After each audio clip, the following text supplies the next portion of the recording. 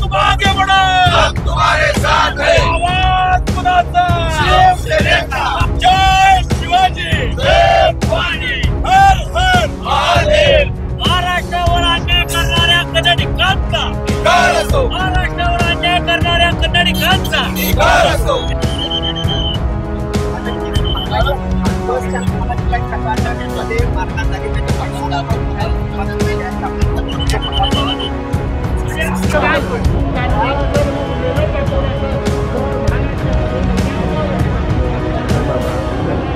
हो अमरदा एक मागे अरे कर्नाटक सरकारचा धिक्कार असो।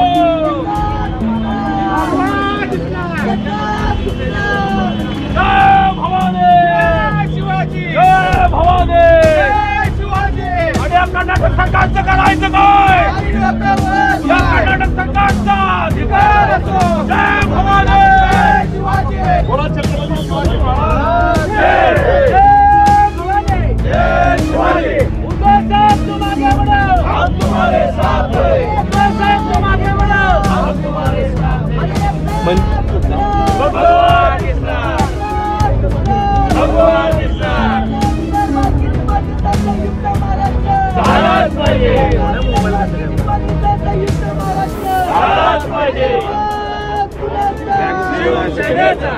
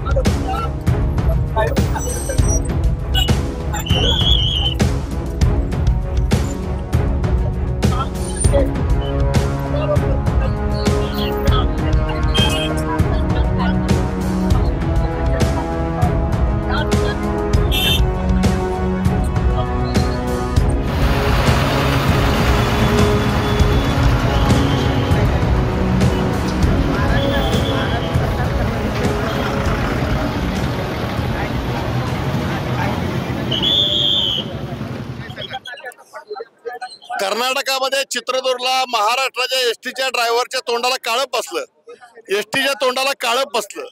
हा नामर्दपणा कन्नड विधिका संघटनेने केलेला आहे आणि आज ती एसटी इथे येत आहे।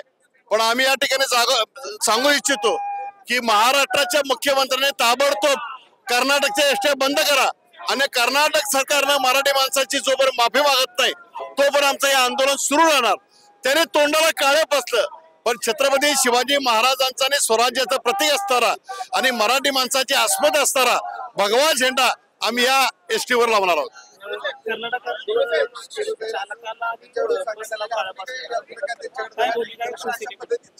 ही मस्ती कानड्यांची सतत चालू असते।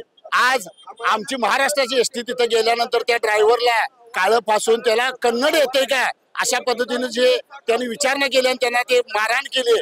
पण आम्ही शिवसेना उद्धव बाळासाहेब ठाकरे पक्षाचे कार्यकर्ते हे सीमा भाषिकांच्या सदैव पाठीशी आहेत आणि त्यांना माहित नाही कोल्हापूर जिल्ह्यात आणि या भागामध्ये कानडी मोठ्या प्रमाणात राहतात। जर शिवसेना रस्त्यावर उतरली तर कानड्यांना पळतापळ थोडी वेळ त्यांनी ट्रेलर दाखवलाय, पिक्चर शिवसेना उद्धव बाळासाहेब ठाकरे पक्षाचे कार्यकर्ते दाखवते। काल मुंबई सेंट्रल आगाराची बस बेंगलोर ते मुंबई येत असताना त्याला चालक वाहक आमचे असतात। त्या चालकाचं नाव भास्कर जाधव आणि वाहकाचं नाव प्रशांत थोरात। तर हे रात्री 9-10च्या दरम्यान चित्रदुर्ग शहराच्या अलीकडे 2 किलोमीटरवरती बस चालवत येत असताना अचानक 2-3 गाड्या कार गाड्या आल्या।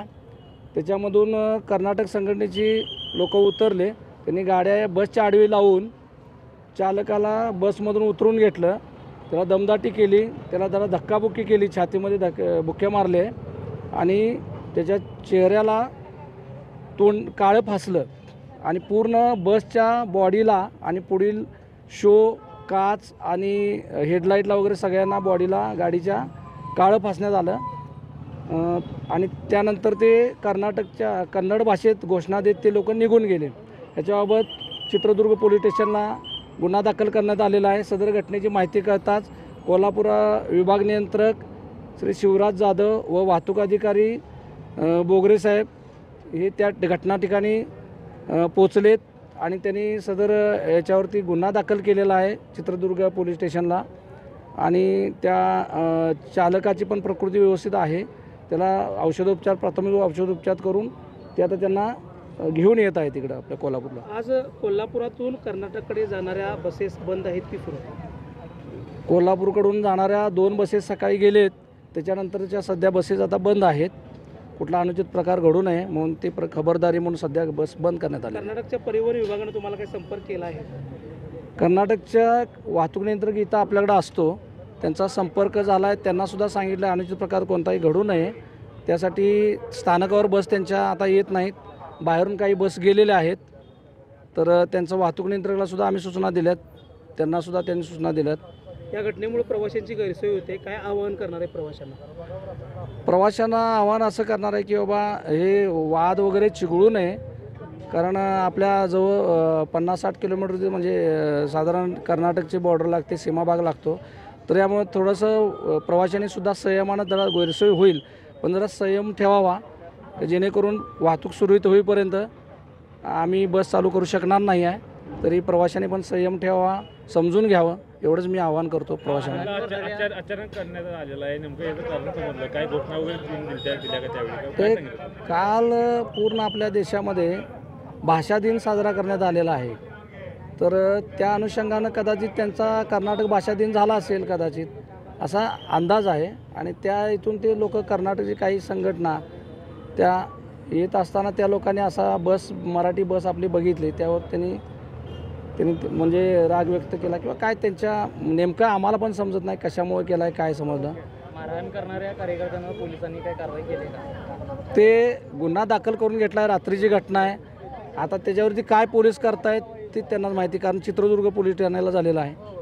आमचे विभाग नियंत्रक आणि विभागीय वाहतूक अधिकारी ते पोलीस स्थानकाला जाऊन नोंद करून आलेले आहेत.